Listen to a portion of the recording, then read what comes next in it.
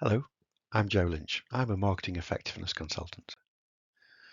I work with my clients to help them grow their profitability and normally look into at least one of five particular areas of their marketing performance: their strategy, their campaign performance, their use of technology, their use of data, whether it's customer or campaign performance data, and also the people and processes that make the marketing magic happen. I've got over 25 years of experience running marketing campaigns, and I've also had the responsibility for the financial performance of many organizations. So I make sure that all of my clients understand the link between the marketing campaign performance and the overall profitability of the company. I'm very proud to be independent and guard that independence fiercely. This means I can give you completely impartial, unbiased advice that will help you grow the profitability of your company.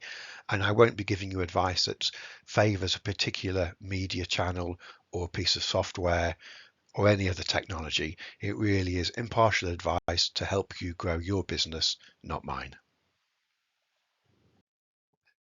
Today, I want to talk about one area in particular of campaign performance, this one of the five drivers of marketing effectiveness, called exposure threshold, or sometimes called opportunities to see.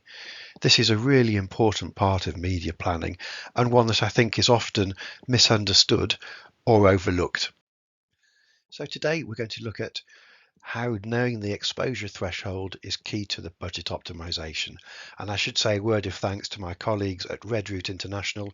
This is a marketing effectiveness agency that I work with to help people make decisions that count to help them optimize their profitability.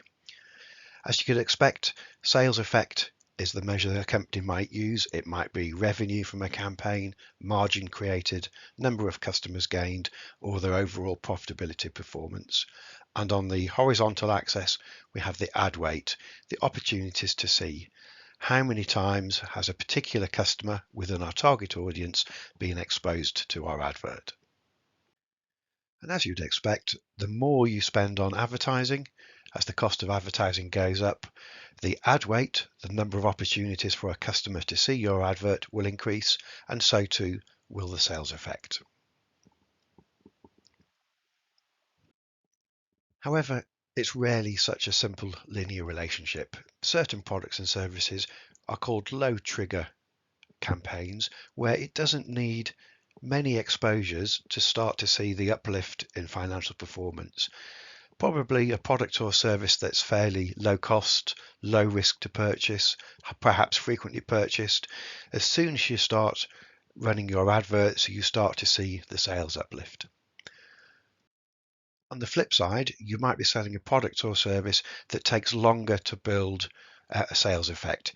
Customers will need to see your advert more frequently or more times in order to gain the confidence, the awareness, and the desire to buy from you.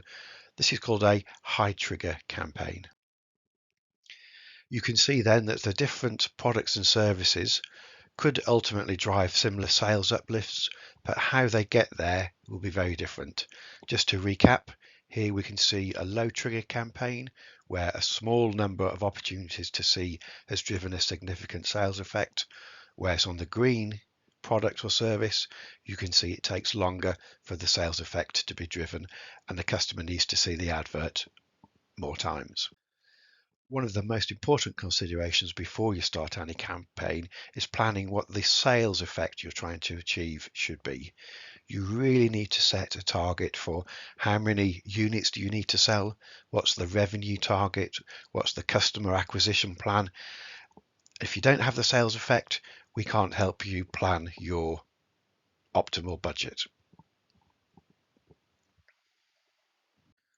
Once we have set this sales effect target, we can then start to understand what our optimal budget level should be. Here it is. Depending on the type of the product or the type of campaign you're running, you may be a low trigger, you may be a high trigger. In this case, we've drawn an example of maybe 2 opportunities to see or 6 opportunities to see. Once you understand your sales effect, you can then start to model the optimal budget effect to make sure that you're spending as much as you need to achieve that sales effect, but you're not over investing. If you're In this particular example, working on this part of the graph, you're spending more money than you need to, and you're in that area of diminishing returns. However, if your budget is only spending to this level, in both circumstances, you are failing to achieve your sales effect. And this is the sort of advice that a good marketing effectiveness consultant would give you. Not what is the most you should be spending, but what is the optimal spend for your particular sales target. So hopefully the theory makes sense. Let's think now about some of the real life scenarios that you have to consider. Of course, in the real world, budgets aren't infinite, and we need to think about how can we maximize the budget that we have in order to drive the best possible return on our marketing investment. What you need to do is think about and analyze where is the trigger point for your particular campaign, for your product or your services. How many exposures do you need to get to drive the sales performance?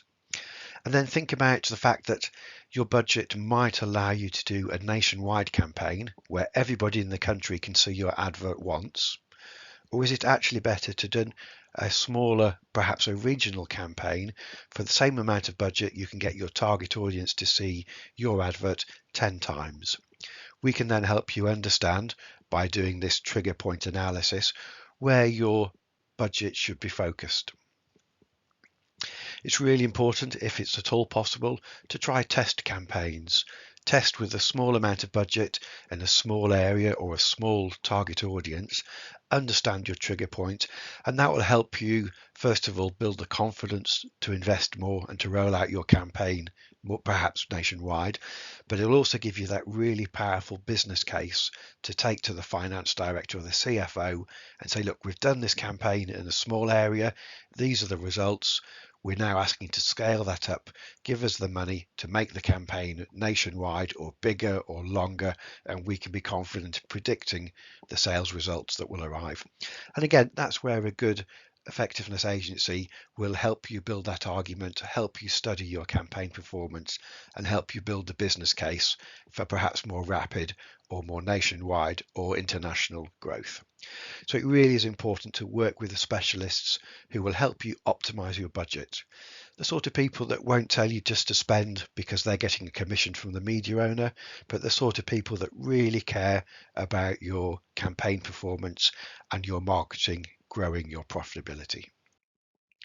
Here's a real life example of some feedback the Red Route team gave to a customer who was thinking of expanding their marketing budget in order to drive greater sales.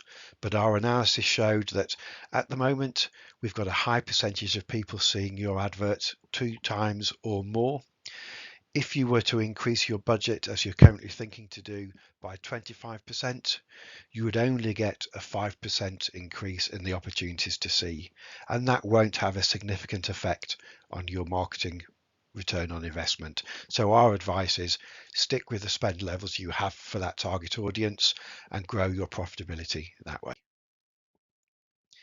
So that was a very quick whistle stop tour to just one element of campaign performance. I hope you found it useful. If you have any questions or you'd like us to have a look at how we can help you measure, understand and optimize the performance of your campaigns, please do get in touch. I like to think that my clients, in fact, this is real feedback I've received, not the traditional consultancy model, but more of an extension to the senior team. I look forward to hearing from you soon. Thank you for watching. Bye bye.